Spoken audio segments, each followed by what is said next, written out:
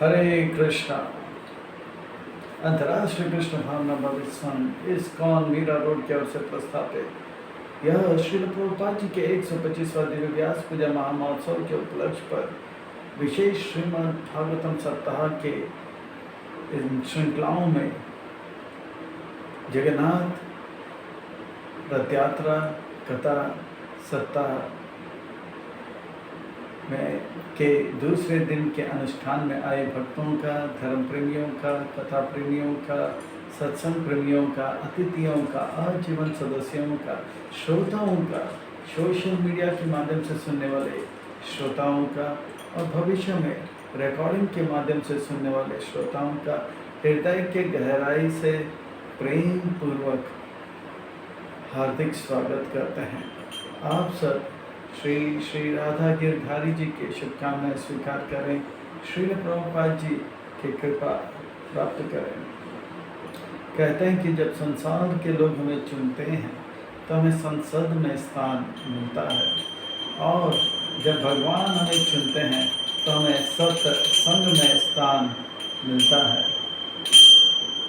जो भगवान से करे प्यार वो सत्संग से कैसे करे इनकार, जो प्रभुपाद जी से करे प्यार वो सत्संग से कैसे करे इनकार। भक्तों, आज हम आप अत्यंत ही भाग्यशाली हैं। श्री राधा गिरधारी जी के परम अनुकंपा एवं अहेतु की कृपा से आज हम आप उनके छत्र छाया के अधीन आश्रय प्राप्त कर रहे हैं और उनके चरण कमलों में सेवा का अवसर प्राप्त कर रहे हैं। और उन सेवाओं में भी मानव देह में प्राप्त होने वाली जो सर्वोच्च उत्कृष्ट सेवा है वो है सत्संग का, श्रवण का, कीर्तन का। श्रवणम कीर्तनम विष्णु स्मरणम, ये भागवत विधि का। इसलिए हम उन भगवान श्री राधा गिरधारी जी, ललिता विशाखा, जगन्नाथ बलदेव सुभद्रा जी, श्री गोमिता, उनके परिकर सहित के पाद पद्मों पर नतमस्तक होकर कोटि कोटि वंदन एवं प्रणाम अर्पण करते हैं।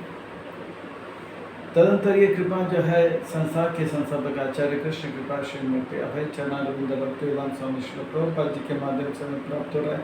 इसलिए उनके भी चरणारविंद में कोटि कोटि वंदन एवं प्रणाम अर्पण करते हुए हम गुरुवर्गों के चरणारविंद में, दीक्षा गुरु एवं शिक्षा गुरु, इनके चरणारविंद में कोटि कोटि वंदन प्रणाम अर्पण करते हुए यहाँ उपस्थित आप सब वैष्णव एवं वैष्णवी भगवत चरण अनुरागी महाअनुभवी भक्तवृंदों के चरणों में कोटि कोटि वंदन प्रणाम अर्पण करते हुए आज के इस कथा के ओर अग्रसर होते हैं। आज के इस कथा को आरंभ करते हैं, आज के इस प्रसंग को प्रारंभ करते हैं।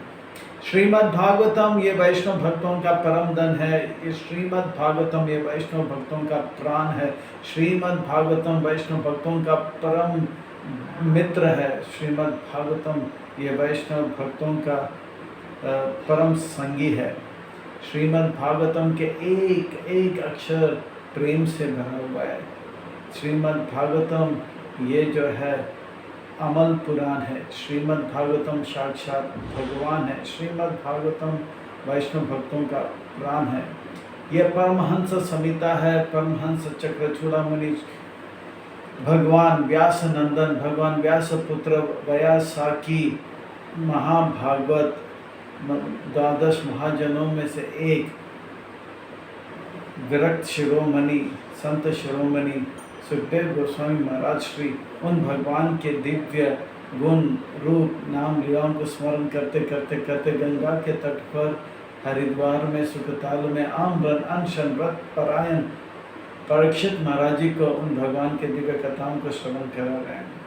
और उन कथाओं में भी हम श्रवण करते आ रहे हैं कि किस प्रकार से द्वारिका वासी जो है, जितने भी यादव गण हैं, वे द्वारिका से प्रस्थान कर रहे हैं कुरुक्षेत्र के और ब्रज भाषी जो हैं वे भी अब यह सुंदर अवसर मौका जो है इसका लाभ लेने के लिए ब्रज से कुरुक्षेत्र का प्रस्थान कर रहे हैं।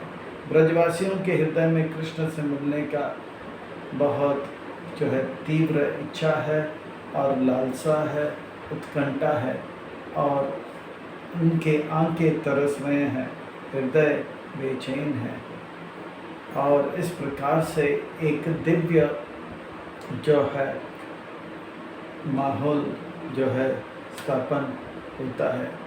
अब किस प्रकार से यदुगण द्वारिकावासी जो है अब द्वारिका से कुरुक्षेत्र के प्रस्थान करते हैं, इसका हम जो है वर्णन करेंगे।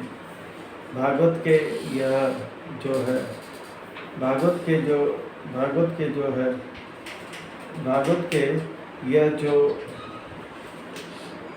सुंदर प्रसंग है जिसमें बलराम जी और कृष्ण ब्रजवासियों से मिलते हैं, यह प्रसंग हम प्रारंभ करते हैं।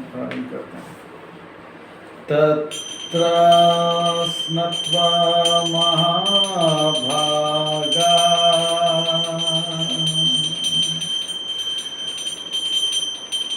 उपोष्य सुसमेताः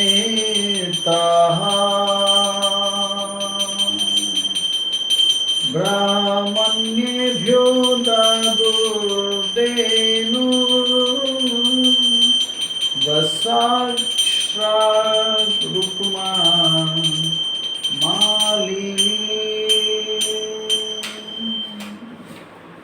इस प्रकार से सारे यदुगण जो है तीर्थ पहुंच गए, और ये जब तीर्थ जा रहे थे इसका सुंदर वर्णन आता है। सारे यदुवंशी जो है, जो सेना है, फिर हाथी घोड़े में वैष्णव और वैष्णवी अब प्रस्थान कर रहे हैं कुरुक्षेत्र में। और कुरुक्षेत्र तीर्थ में जब पहुंचते हैं तो तीर्थ पहुंचते ही सबसे पहला चीज़ है कि नदी में या कुंड में या पवित्र जल में स्नान करें, और स्नान कर कर हो सके तो मुंडन करें, फिर स्नान करें, फिर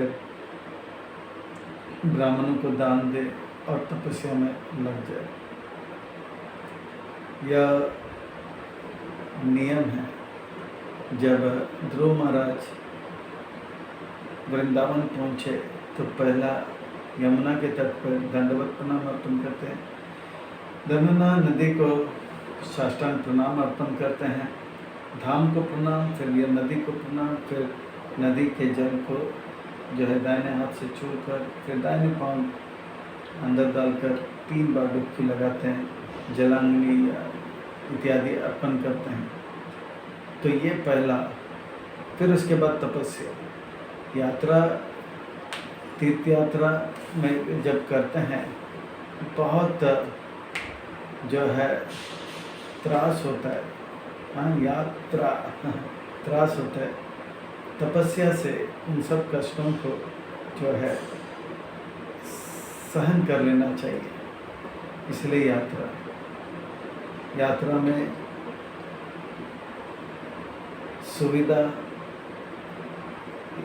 कम होता है, त्रास ज़्यादा होता है। इसलिए यात्रा, और ये सब इसलिए कि हमारा अहंकार चूर हो जाए, हमारा जो है शारीरिक जो है पहचान या शरीर का जो मान वो कम हो जाए, और आध्यात्मिक या भगवान के प्रति जो प्रेम है वो जागृत हो जाए। इसलिए यात्रा।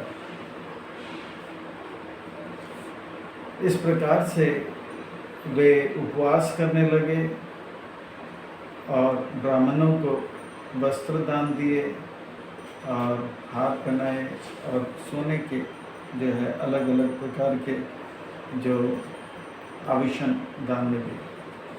रामाहर्देषु विधिवत् पुनराप्लुतया वृष्णया ददु स्वानं द्विजागृहेभ्यः कृष्णेनो भक्तिरस्तो इति।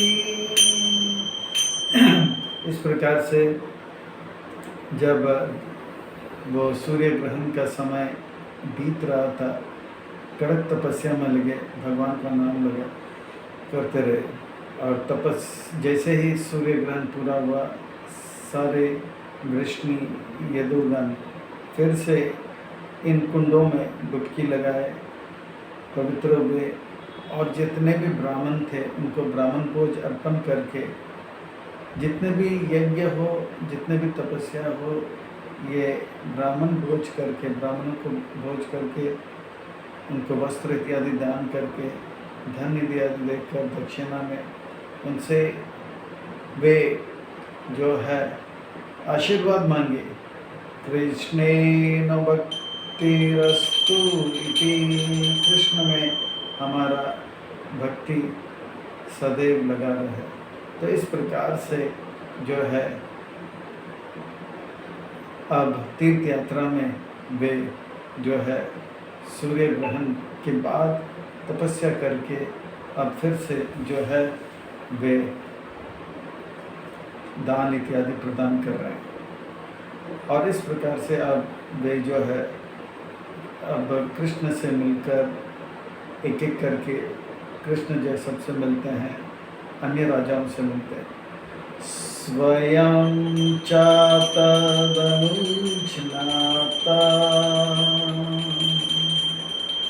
कृष्णया कृष्ण देवता भुक्त्वा उपविविशु कामान् स्निग्धच्छाया अंग्रिपा अंग्रीषु। फिर सब भगवान कृष्ण के आज्ञा से, जो कि उनका इष्ट देव हैं, जो कि उनके पूजा का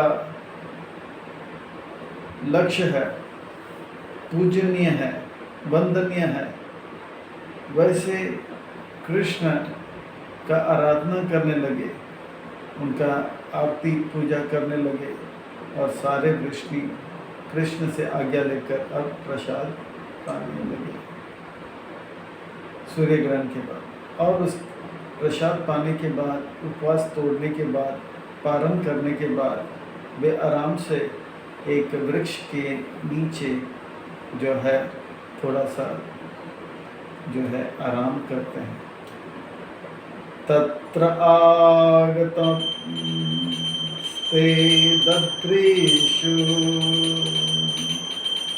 सुहृत संबंधिनो निपा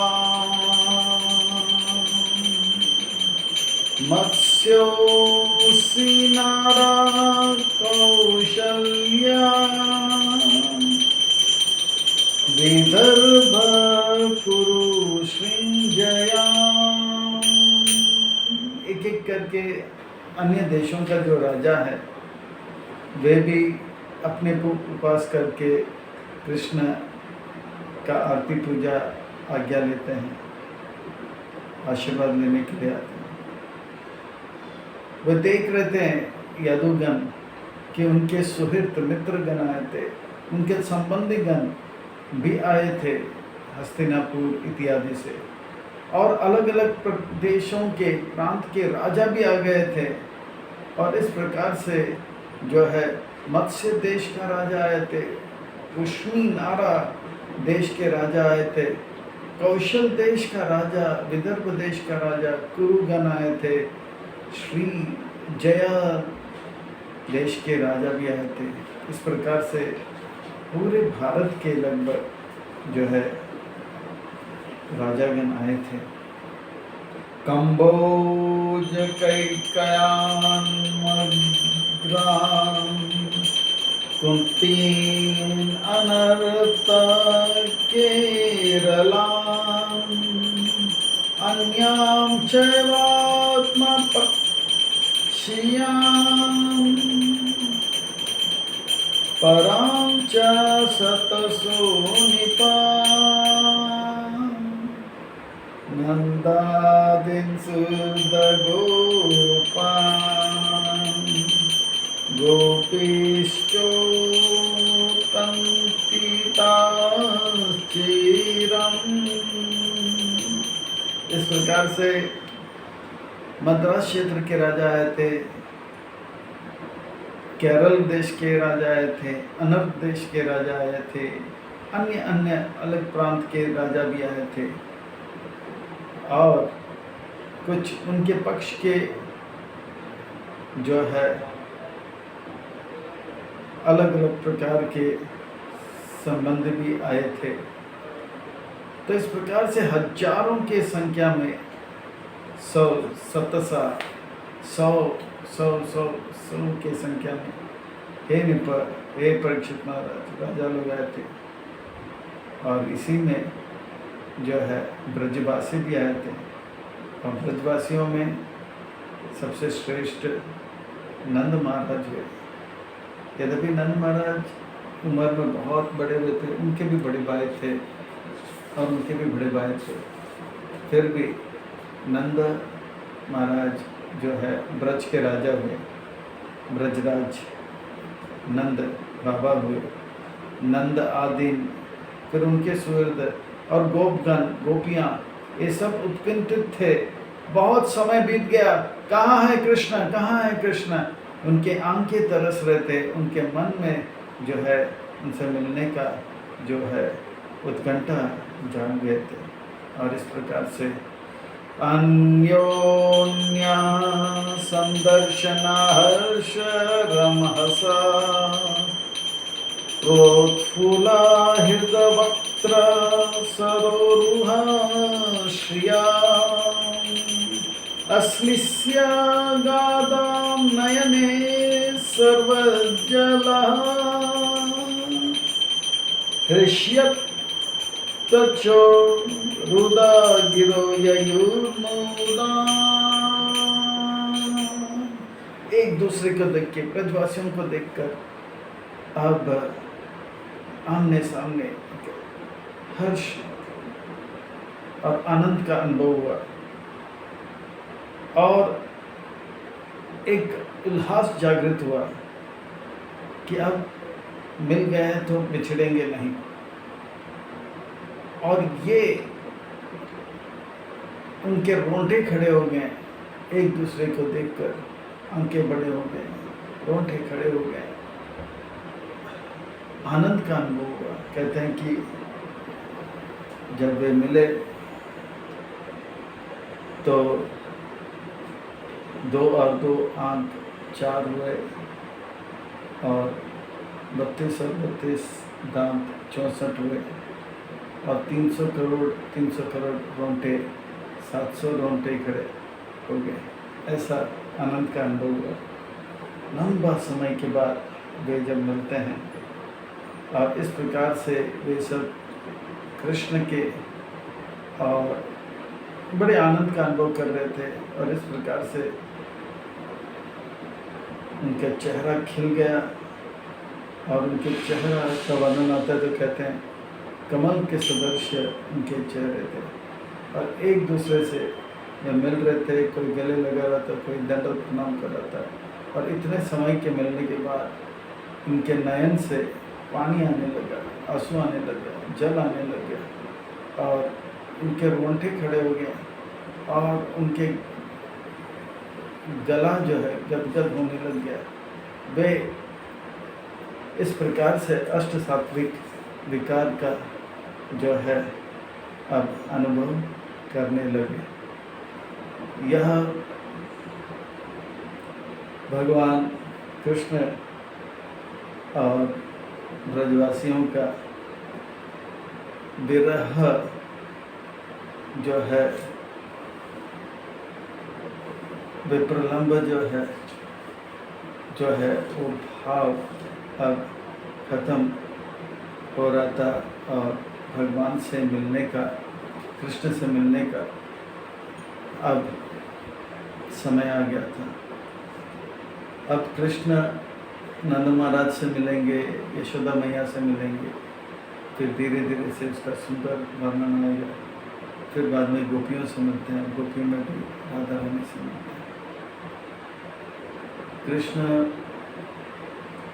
का प्रातःकाल का लीला ब्रज में ऐसा है कि वे सुबह 7 बजे निकलते थे गोचारण करने के लिए, और गोचरण करते करते वे लगभग 9 साढ़े 9 बजे खेल कूद करके गायों को चराने में भेज देते हैं। और रथरक और पथरक उनका जो दास होते हैं, सेवक होते हैं, वे पोटली खोलते हैं। खास दिन में गरम कचौरी और लड्डू उन्हें मिलता है। तो इस प्रकार से यह जो है लीला होता है। खास दिन में लड्डू कचौरी, कृष्ण खोलते हैं पोटली और कृष्ण के इर्द गिर्द सब बैठते हैं।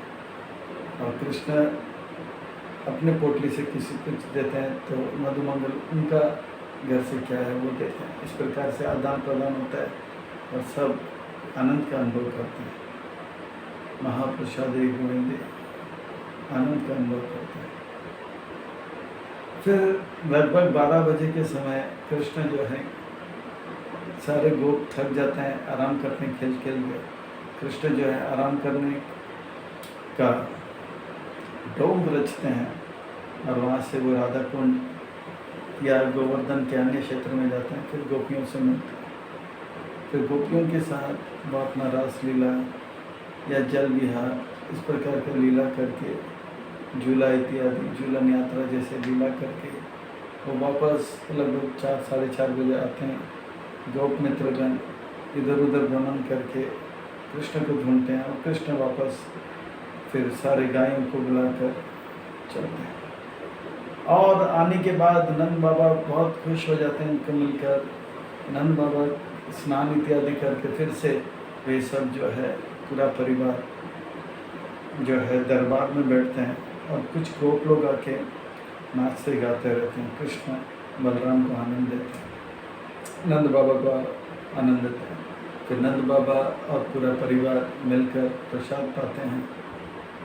और कृष्ण जो है अपने जो है स्व कक्ष में यानी कि अपने बेडरूम में चले जाते हैं और सोने का ढोंग करते हैं। रतक और पत्र के यकीन करते हैं कि कृष्ण सो गए और वह कराटे मारने लग जाते हैं। तो कृष्ण जो है खिड़की से बाहर निकलकर गोपियों से मिलने जाता है। तो कृष्ण रात भर रासलीला करते हैं और वापस मंगल आरती से पहले पहुंच जाते हैं। तब रतक और पत्र यकीन करते हैं कि कृष्ण अभी तक उठा नहीं है, तो कोई बात नहीं, थोड़े और सोने के लिए देते हैं। फिर यशोदा मैया आके उठाते हैं। फिर वापस कृष्ण का यह नित्य लीला जो है अष्टकालीन लीला आरंभ होता है। और ये समय जाने पर और मधुर और आनंद और जो है हृदय को छूता है। और इसलिए कहते हैं आनंदम अम्बुदि वर्धनम प्रतिपदम पूर्ण अमृत आस्वादनम। यह जो है कृष्ण भक्ति ऐसा है कि कृष्ण जो है सबसे श्रेष्ठ हैं। और हम जब अपना संबंध कृष्ण से करते हैं हमारे अंदर भी वो श्रेष्ठता आता है। हमारे अंदर जो बुराई है वो दूर हो जाता है और हमारे अंदर जो अच्छाई है वो प्रकट होता है। हमारा जो श्रेष्ठ व्यक्तित्व है वो प्रकट होता है। और कृष्ण सबसे शक्तिशाली हैं तो हमारे अंदर भी वो जो है एक अनुकूल रूप से जो शक्ति का जो प्रभाव है आता है। हम अपने आध्यात्मिक श्रेष्ठ स्वरूप में आ जाते हैं। इसलिए सभी मनुष्यों को कम से कम हर जीव को, जो बद्ध जीव को चाहिए वो कृष्ण से अपना संबंध बनाए ताकि वे हर पल हर क्षण अपने आध्यात्मिकता यानी कि अपने स्वरूप में आ जाएं, जिससे वो उत्तम से उत्तम सुख और आनंद का अनुभव करते रहें।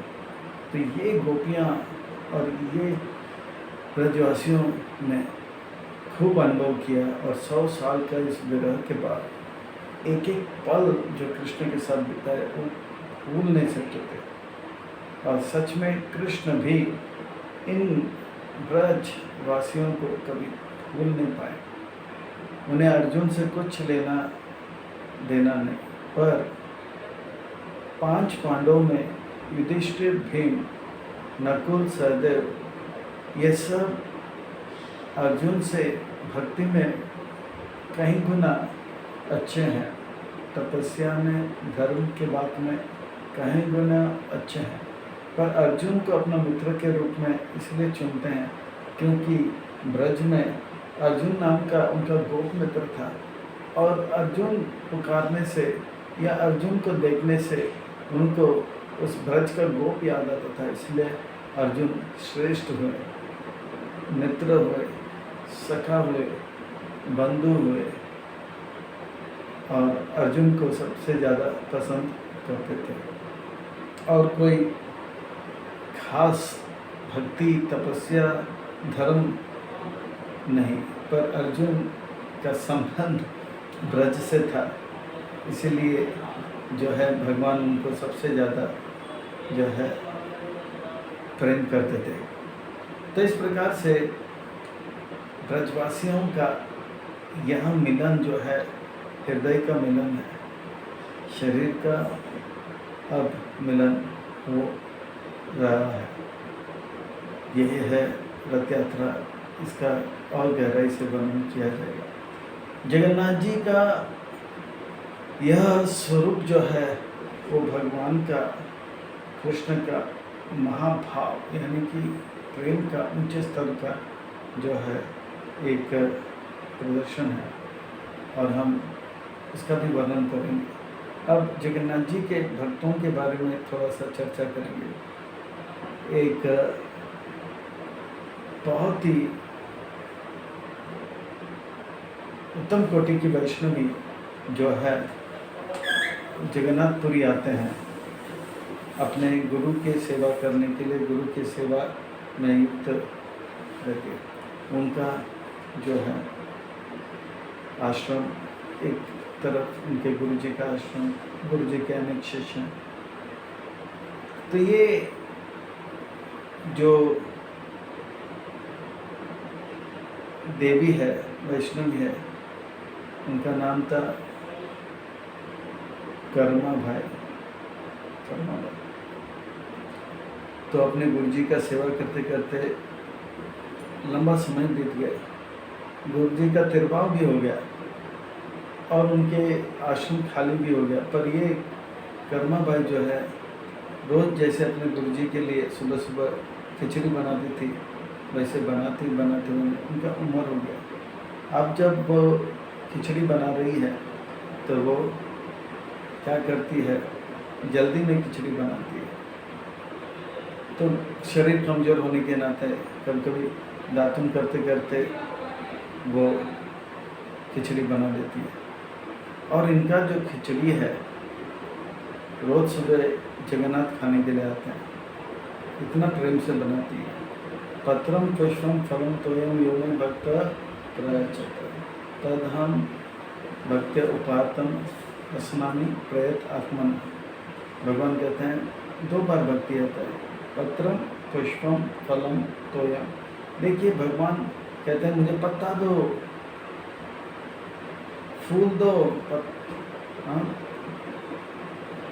पत्रम पुष्पम फलम, फल दो, जलम पानी दो, पर प्यार से दो। पत्रम पुष्पम फलम तोयम यो में भक्त्या, भक्त्या यानी कि प्यार से, भक्त्या प्रयच्छति तद हम भक्त्या, तब मैं उस भक्ति को स्वीकार करता हूँ। अस्नामि प्रयत आत्मना, जो मेरे भक्तजन अर्पण करते हैं। भक्त्या भक्त्या भक्त्या, प्रेम से पत्ता चाहते हैं। भगवान कहते हैं पत्रम पुष्पम फलम तोयम। भगवान सरल आहार लेते हैं, स्वादिष्ट आहार लेते हैं और भगवान को पत्ता फूल फल ही अर्पण होता है, चाहे वो चावल हो या फल हो, जो भी है। भगवान ने ये नहीं कहा अंडनम चिकनम मटनम रमनम, इसीलिए भक्त लोग जो है क्या अर्पण करते हैं, पत्ता फूल फल जल मनुष्य शरीर में। हाँ, कभी कभी कुछ लोग कहते हैं कि भीम अर्जुन क्षत्रिय है तो मटन फटन खाते होंगे, कभी नहीं। हाथी बहुत बलवान माना जाता है, गेंडा हिपोपोटामस ये भी बहुत बलवान होते हैं।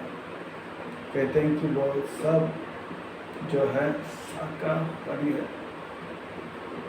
ये भ्रम है कि मांस खाएंगे तो बल बढ़ेगा, नहीं, मांस खाएंगे तो पाप बढ़ेगा, पाप के चलते दुख बढ़ेगा, दुख के चलते कष्ट बढ़ेगा और पीड़ा का अनुभव होगा और नरक में जाके बहुत जो है दंडा पड़ेगा।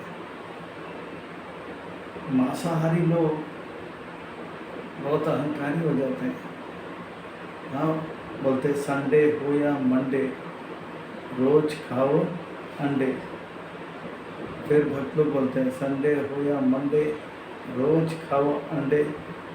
फिर मरने के बाद यमराज जी कर रोज खाओ डंडे।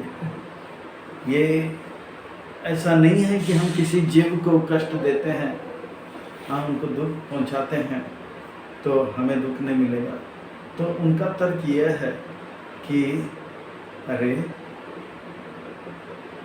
सब्जी में भी जो है आप खाते हो तरकारी इत्यादि, तो उसमें भी प्राण होता है ना। तो उनको प्राण आप नहीं, आप लोग जो है कष्ट नहीं देते हो। पर कहते हैं कि वृक्ष का पत्ता और फल जब तोड़ते हैं तो हम वृक्ष को नहीं काटते। अच्छा, और दूसरी बात, वृक्ष का जब पत्ता और फूल तोड़ते हैं तो वृक्ष को उतना कष्ट नहीं होता है।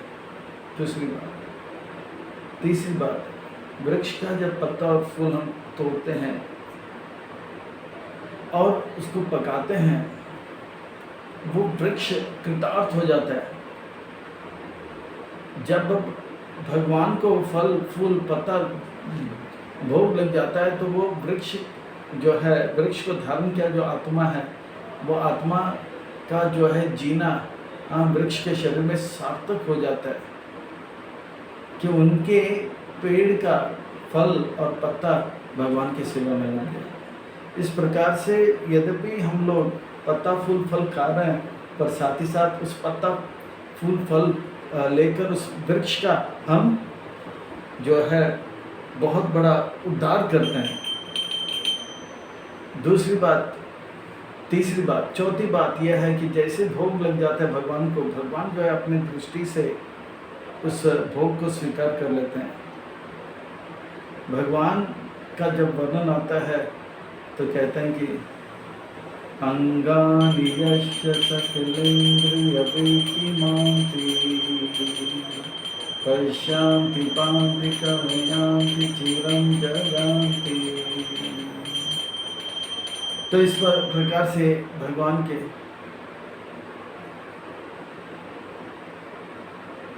के एक इंद्रिय जो है दूसरा इंद्रिय का काम भी कर सकता है। जैसे हम पाँव से चल सकते हैं, पर भगवान पाँव से चल भी सकते हैं और हाथ से भी चल सकते हैं। भगवान हम मुंह से खा सकते हैं, पर भगवान आँख से भी खा सकते हैं, कान से भी खा सकते हैं। ये भगवान के अंदर यश्य एक इंद्रिय दूसरे इंद्रिय का काम कर लेता है। तो लोग बोलते हैं कि भगवान ने कैसे खाया, तो भगवान ने दृष्टि डालकर सब खाया। फिर बोलते हैं भगवान ने खाया तो पीछे कैसे इतना रह गया, तो कहते कि भगवान उसके अंदर का जो प्रेम है उसको स्वीकार किया और भगवान ने पूरा खा के फिर वापस वहाँ पे रख दिया,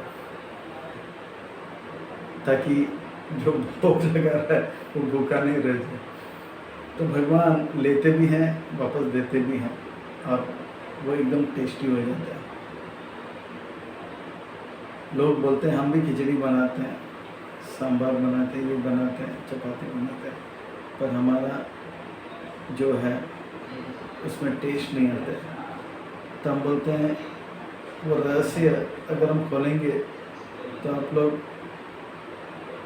जो है अरेस्ट कर दोगे। बोले कि क्या, बोलते हैं कि उसमें स्पेशल इंग्रेडिएंट मिलता है। वो क्या, भगवान का जो टूक है ना, सले हुआ झूठा मिल जाता है और उसमें वो स्वाद रहता है, वो खिचड़ी में स्वाद रहता है। इस्कॉन का खिचड़ी बोलो, हाँ, महाप्रसाद इतना स्वादिष्ट होता है क्योंकि वो भगवान का जो है झूठन होता है।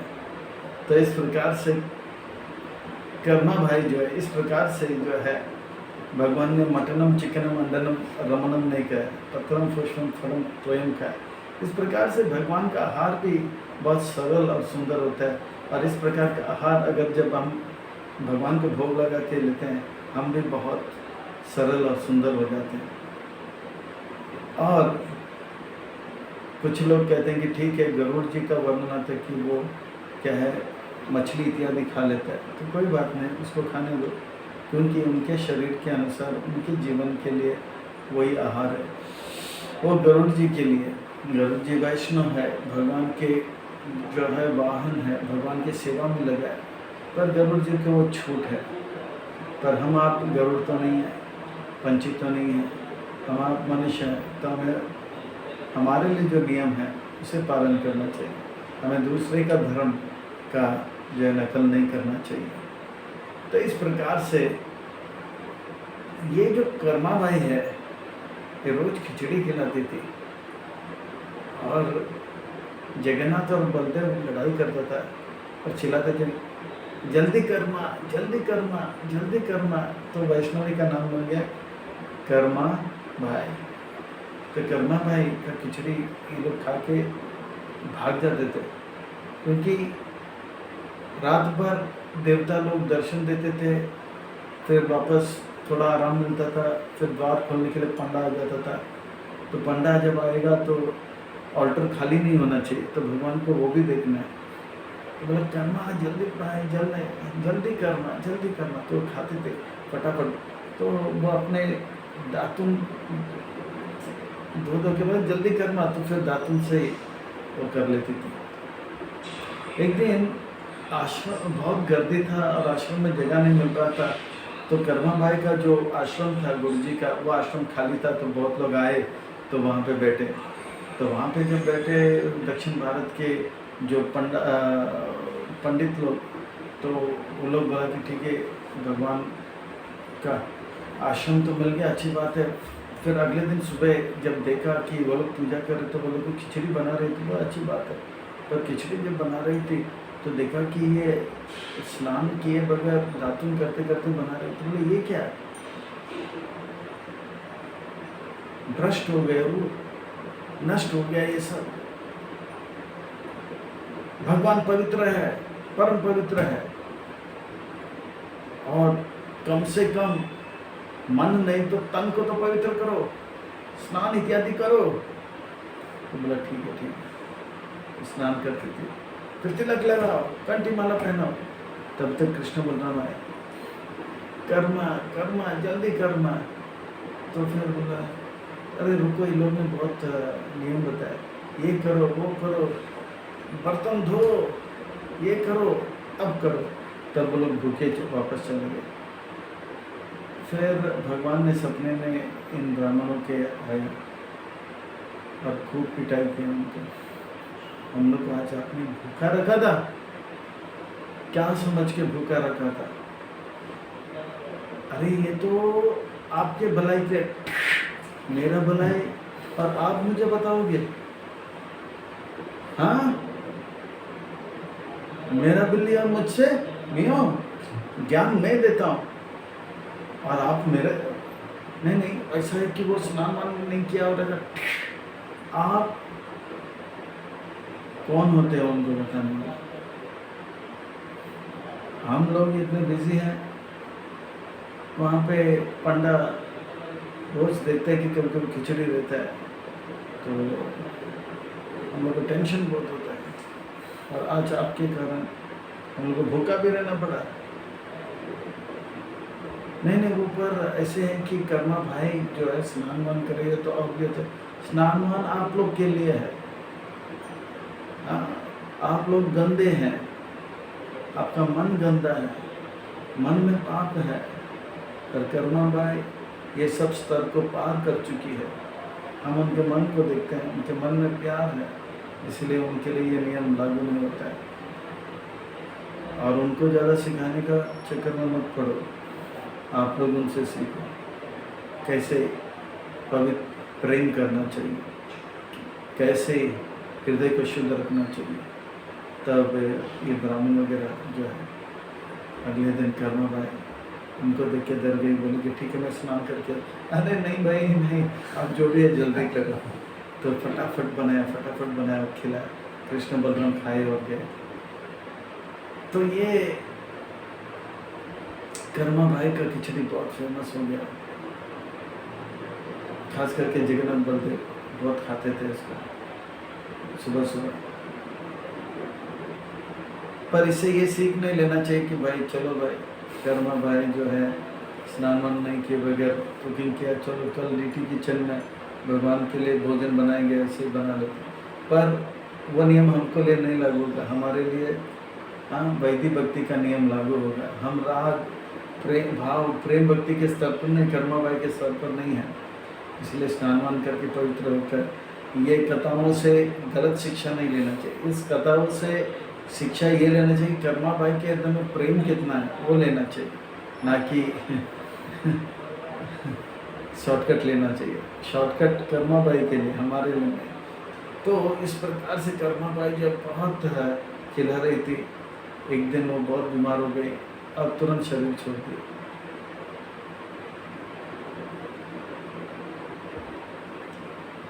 जगन्नाथपुरी में पंडा लोग जगन्नाथ जी को भोग लगा रहे,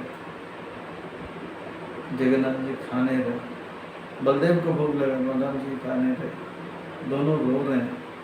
पुष्पहार पहन रहे हैं तो फट करके गिर जाता है, फूल सर पे लगा रहे तो गिर जाता है, पगड़ी ठीक से नहीं बन रही, आंखों से दोनों रो रहे थे। सारे पंडा डर गए, क्या अपराध हो गया, क्या पाप हो गया, क्या गलती हो गया, हमने क्या गुनाह किया, हमने भगवान के साथ कुछ गलत तो नहीं किया, क्या हो गया क्या हो गया क्या हो गया। भगवान आज पूरा दिन खाए नहीं। तो फिर सारे पंडा जो है शाम को जो है वो भी कुछ खाए नहीं, क्योंकि भगवान खाए नहीं तो प्रसाद ही नहीं था। तो वो लोग भी वहीं पे लेट गए। तो बोला भगवान हम उनसे गलती हो गई तो क्षमा करो, अपराध हो गया तो क्षमा करो, पर ऐसे हमें सताओ मत, उनको भूखा मत करो। ये पंडा लोग रो रहे थे, वैसे भूख के नहीं ले रहे थे। बोला भगवान क्यों नहीं ले रहे थे। फिर भगवान जो है राजा और जो है पुजारी है, पुजारियों के जो अध्यक्ष हैं, उनके सपने में आए, बोला कि हमारी माँ जो है शरीर छोड़ के गई है और हम उनके हाथ से रोज़ सुबह खिचड़ी खा देते हैं, अभी माँ नहीं रही तो खिचड़ी भी नहीं रहा। तो बोले कौन सा खिचड़ी राजा बोला, कोई कर्मा भाई का खिचड़ी। तो उसका जो है इंग्रेडिएंट क्या है, फार्मूला क्या है, बता दीजिए, हम लोग बना देंगे। तो बोलो फार्मूला प्रेम है, आप लोग क्या बनाओगे। तो बोला नहीं नहीं।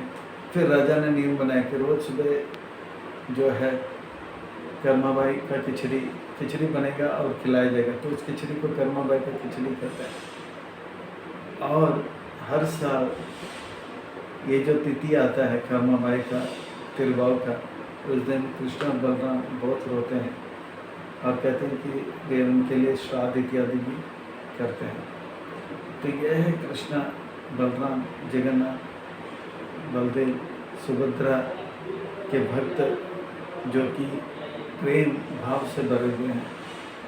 तो इस प्रकार से जगन्नाथ जी महाभाव कलयुग के भगवान माने जाते हैं और इनका जो है रथ यात्रा के उपलक्ष्य पर इन कथाओं को हम श्रवण करा रहे हैं।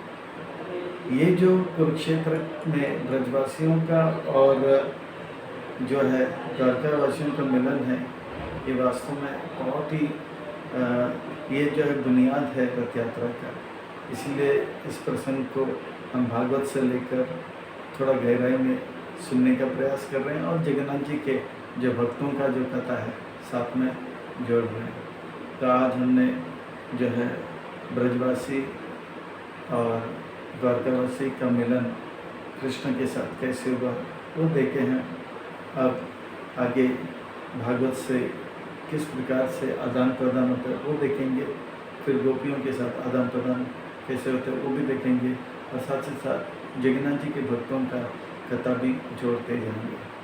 आगामी जगन्नाथ रथ यात्रा महामहोत्सव की जय, श्रील प्रभुपाद की जय, जय जय श्री राधे, जय जय श्री राधे, जय जय श्री राधे श्याम, सबको मिले श्री वृंदावन धाम। आप सबको खूब खूब धन्यवाद एवं साधुवाद।